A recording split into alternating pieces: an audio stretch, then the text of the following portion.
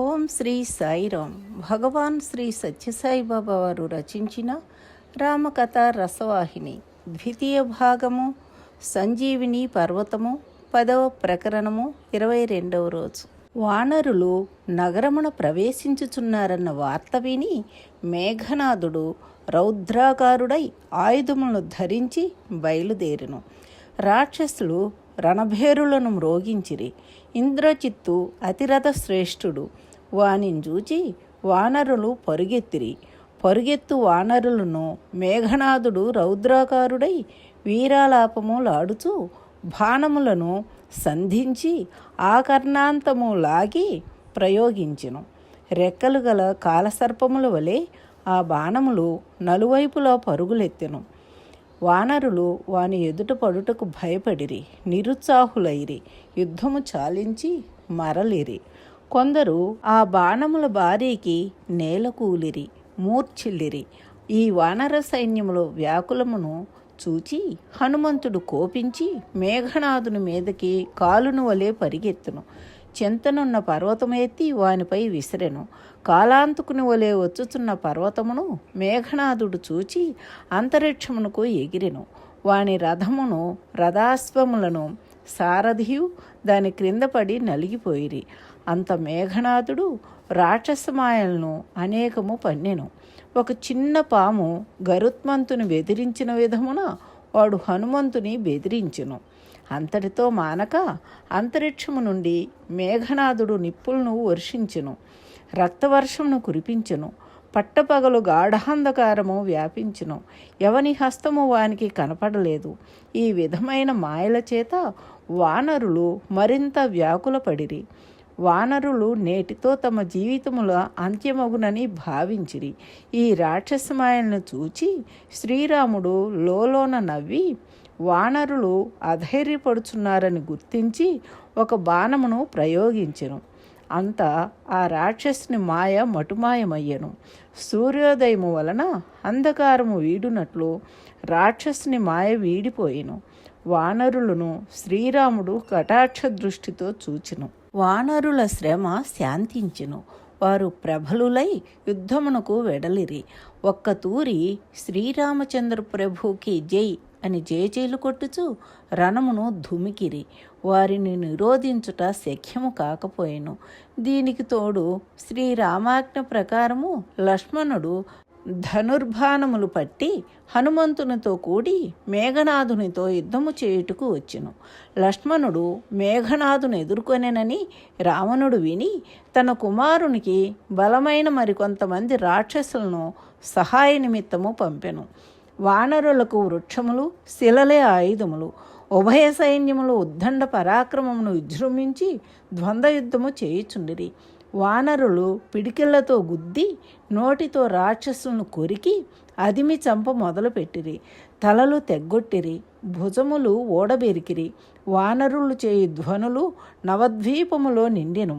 శిరములు లేని రాక్షసుల మొండెములు పరువులెత్తుచుండుట చూచి వానరులు నవ్వుతూ మరొక వైపున ఆశ్చర్యపడుతూ కేకలు వేసిరి. రణభూమి మీద, లంకలోని జనసంసారపు రహదారుల మీద రక్తము నిండెను, ప్రవహించెను. లక్ష్మణుడు, మేఘనాథుడు భయంకరంగా పోరాడిరి. వారి పోరాటములో ఒకరికొకరు సమానముగా కనిపించిరి.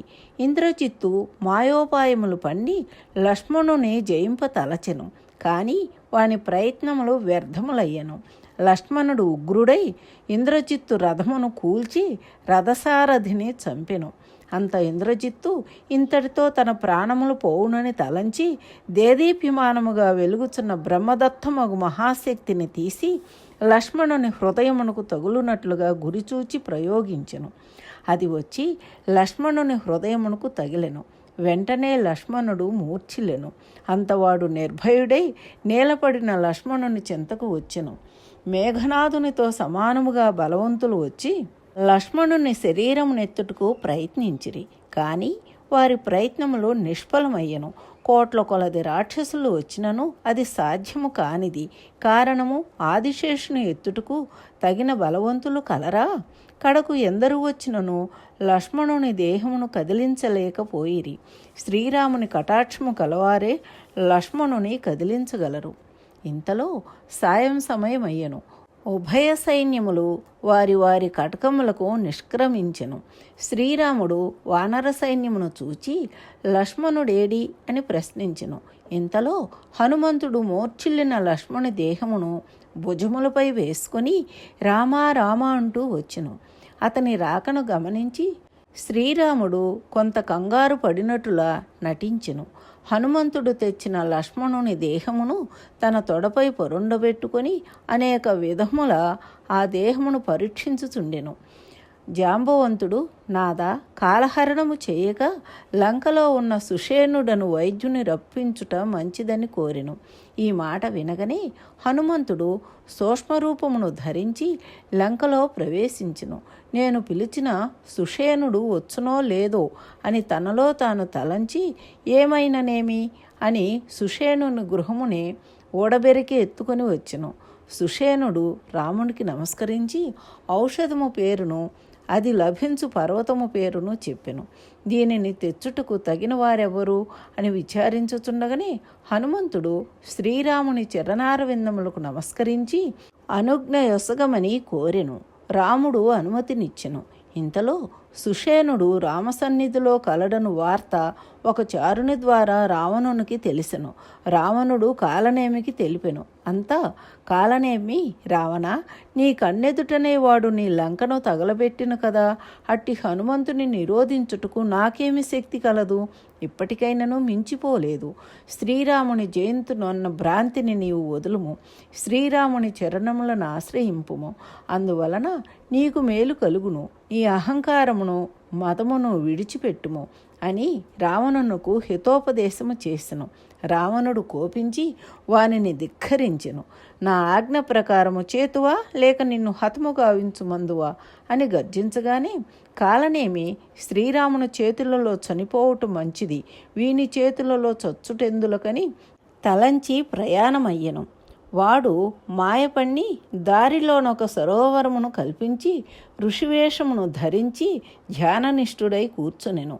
హనుమంతుడు యుద్ధము నుండి విడిదికి వచ్చి విశ్రాంతి అయినను తీసుకొనక రామాజ్ఞను శిరసావహించి ఔషధము నిమిత్తమై పరువులిడినందున అలసి సొలసి దాహము వేసి దారిలో ఈ సుందరవనమును ఆశ్రమమును చూచి దాహము గ్రోలి విశ్రమించి వెళ్ళుదమని ఆ ఆశ్రమంలో ప్రవేశించెను. మునికి నమస్కరించెను. ఆ కపటవేషధారి శ్రీరాముని గుణగణములు గానము చేయని ఆరంభించెను. హనుమంతుడు ఆశ్చర్యపడి తాను కూడాను రామనామమును స్మరించెను. ఇంతలో కపటవేషధారి అయిన కాలనేమి, వానరా, రామరావణులకు యుద్ధము జరుగుచున్నది. నిత్యము నేను ఇక్కడ నుండియే చూచుచున్నాను. తప్పక రామునకు విజయము కలుగును. ఇందులకు సందేహము లేదు అనెను. హనుమంతుడు ఆ వార్తతో సంతసించి తాను దాహముతో బాధపడుచుండినట్లు తెలుపుకొనెను. స్వర్ణకమండలములోని చల్లని పానీయము కలదని చెప్పి నీటిని త్రాగుటకు హనుమంతునికి అందించెను. హనుమంతుడు, స్వామి, ఈ కొద్ది నీరు నాకేమాత్రమును దాహమును తీర్చజాలదు అని విన్నవించెను. కాలనేమి చెంతనే ఎన్న ఒక సరోవరమును చూపి అందులో నీ శ్రమ తీరా స్నానము చేసి జలమును త్రాగిరమ్మని చెప్పెను. ఆ మాటలకు హనుమంతుడు సమ్మతించి సరోవరములో చల్లని నీరు త్రాగనించి తన పాదములను సరోవరములో పెట్టెను. ఇంతలో ఒక మకరము వచ్చి అతని పాదములు పట్టెను. తక్షణమే హనుమంతుడు ఆ మకరమును జులిపించి చంపెను. మకరము శరీరమును విడిచి ఒక దివ్య పురుషునిగా ఎదుట నిలిచెను. ఈ దృశ్యమును చూచి హనుమంతుడు ఆశ్చర్యపడి, నీవెవడవు అని ప్రశ్నించెను. అంత మహాపురుషుడు, ఓ రామదాస, మీ దర్శన స్పర్శన వలన నా పాపము నశించెను, నా శాపము మరలెను. నేనను కాలనేమియు పూర్వజన్మలో గంధర్వులము దేవేంద్రుని సభలో గానము చేయుచుంటిమి. ఆ సమయమున దూర్వాసుడను మహాముని సభలోనికి వచ్చెను. అతని రూపురేఖలను చూచి నవ్వితిమి. అందుచేత అతడు కోపించి రాక్షసులై పుట్టుడని మమ్మల్ని శపించెను. మేము విచారించి అతని పాదములు పట్టి ప్రార్థించగా, ఓయి, మీరిరువురు రాక్షసులై లంకానగరంలో జన్మించెదురు. త్రేతాయుగ చతుర్థ పాదములో శ్రీరాముడు అవతరించును. అప్పుడు మీ లంకలో గొప్ప యుద్ధము జరుగును. ఆ యుద్ధములో శక్తి తగిలి లక్ష్మణుడు మూర్ఛిల్లును. సంజీవి పర్వతమును తీసుకుని వచ్చుటకై హనుమంతుడు ఆ మార్గమున వెళ్ళును. అతని వలన నీకు శాప విమోచన మగును అని అతడు కరుణించి మాతో చెప్పెను. ఓ వీరుడా, సమీపముననున్న సుందరవనములో నివసించు మునికాడు, మునివేషముతోనున్న రాక్షసుడు. అతడే కాలనేమి, నా మాట నమ్ముడు అని గంధర్వుడు బోధించెను. తదుపరి హనుమంతుడు కపటముని దగ్గరకు వచ్చి, ఓ గురుస్వామి, ప్రథమమున మీరు గురుదక్షిణను స్వీకరింపుడు అనెను. నీరు త్రాగుటకై వెళ్ళిన హనుమంతుడు ఇంత ఆలస్యము చేయుటకు కారణమేమని విచారించి తన గుట్టును ఆ కొలంలో ఉన్న తన మిత్రుడు తెలిపినేమో అని సందేహముతో విచారించుచున్న ఈ కపటమునియగు కాలనేమి చెంతకు వచ్చి నిలచిన హనుమంతుని చూచి చూడనట్లుండెను. హనుమంతుడు వీని గుట్టును గుర్తించి తన వాలమును కన్నులు మూసి కూర్చొనియున్న ఆ కపటి సన్యాసి మేడకు చుట్టి గిరగిరా త్రిప్పి నేల కొట్టెను. ఆ కాలనేమి రామా రామా అంటూ ప్రాణములు వీడిను. హనుమంతుడు కపట రాక్షసును ప్రక్కకు నెట్టి ద్రోణ పర్వతమునకు వెడలెను. అతడు సంజీవి పర్వతమును చూచెను, కానీ ఔషధులు గుర్తుపట్టలేకపోయెను. ఆలస్యము చేయుట రామాజ్ఞ దాటినట్లగునని తలంచి ఆ పర్వతముని హస్తమందుంచుకొని అయోధ్య నగర మార్గమును వచ్చెను. ఆ నిశీది సమయమున భరతుడు రామచింతన చేయుచు ఏకాకిగా విచారించుచుండెను. ఇంతలో హనుమంతుని నీడ భరతునిపై పడెను. భరతుడు ఆ నీడ ఏమిటి అని తల ఎత్తి పెద్ద పర్వతమును హస్తమందుంచుకొని వేగముగా ఎగిరిపో ఒక కోతిని చూచి ఇది ఏదో రాక్షస రూపముగా నున్నదని తలంచి ఈ రాక్షసుడు ఇతరులకు ఏ ఉపద్రవమును కలిగించక మునిపే వాని రూపుమాపుట మంచిదని తలంచి చెంతనయ్యన్న బాణములు చేతబట్టి ప్రయోగించెను. ఆ కర్ణాంతము ధనస్సు లాగి అతడు బాణము విడిచెను. ఆ బాణము తగిలినంతనే హనుమంతుడు హా రామ అని అరచెను. ఆ రామశబ్దమును విని భరతుడు దిగ్గున లేచెను. క్రింద పడిన వానరుని చెంతకు వెళ్ళి అతని వృత్తాంతమును తెలుసుకొని దుఃఖించి హనుమంతుని కౌగులించుకొని తన తప్పును క్షమించమని కోరి కన్నీరు కార్చెను. మనోవాకాయముల నేను హృదయపూర్వకముగా శ్రీరాముని చింతించుటే సత్యమైన ఈ వానరుని రక్షించి యథారీతిగా శక్తినిచ్చుగా కాని ప్రార్థించెను. భరతుడు ఆ రీతిగా విలపించి శపథము చేసిన వెంటనే హనుమంతుడు బాధ నుండి లేచి యథారీతిగా నిలిచెను. తదుపరి భరతుని పరీక్షించుటకు హనుమంతుడు జై రామచంద్ర ప్రభువునకు జై, జై జై రఘురాంజీకి జై అని పలికెను. భరతుడు తన దుఃఖమును ఆపుకొనలేక బోరును ఏడ్చి, ఓ కపేశ్వర, మా సీత రామలక్ష్మణులు కుశలమా, మా తల్లి జానకీదేవి క్షేమమా అని ఆనంద బాష్పములు కార్చుతూ అడిగెను. వానరుడు జరిగిన యావత్ వృత్తాంతమంతయు భరతునికి తెలిపెను. జరిగిన విషయమును చింతించుచు లక్ష్మణుని మూర్ఛ విని భరతుడు నేల కూలెను. తరువాత లేచి, హనుమంత, నా పొరపాటును క్షమించు. ఈ సమయములో నేను నిన్ను నిలబెట్టుట మంచిది కాదు. శీఘ్రముగా సంజీవిని తీసుకొని పొమ్మని ఆజ్ఞాపించెను. హనుమంతుడు భరతునకు నమస్కరించి పర్వతమును ఎత్తెను. హనుమంతుడు కనిపించున్నంత వరకు భరతుడు కన్నురెప్ప వాల్చకు చూచి రామక్షేమ సమాచారము నేటికి తెలిసెను కదా అని ఒకవైపున ఆనందమును, సీతాలక్ష్మణుల పరిస్థితులను స్మరించి దుఃఖమును భరించలేక ఇంటికి వెళ్ళి తల్లులకు ఈ వార్తను తెలిపెను. తల్లి కౌసల్య కొంత చింతించినను తరువాత రాముడు కలడు కదా అని ధైర్యము వహించెను. సుమిత్ర తనలో తాను సంతోషించెను.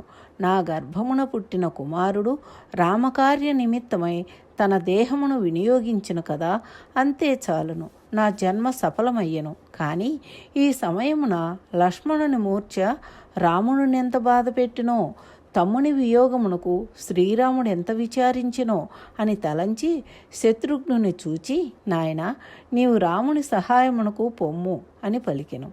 శత్రుఘ్నుడు సహితము దిగ్గున లేచి అంతకంటే మహాభాగ్యమా అని సంసిద్ధమయ్యను.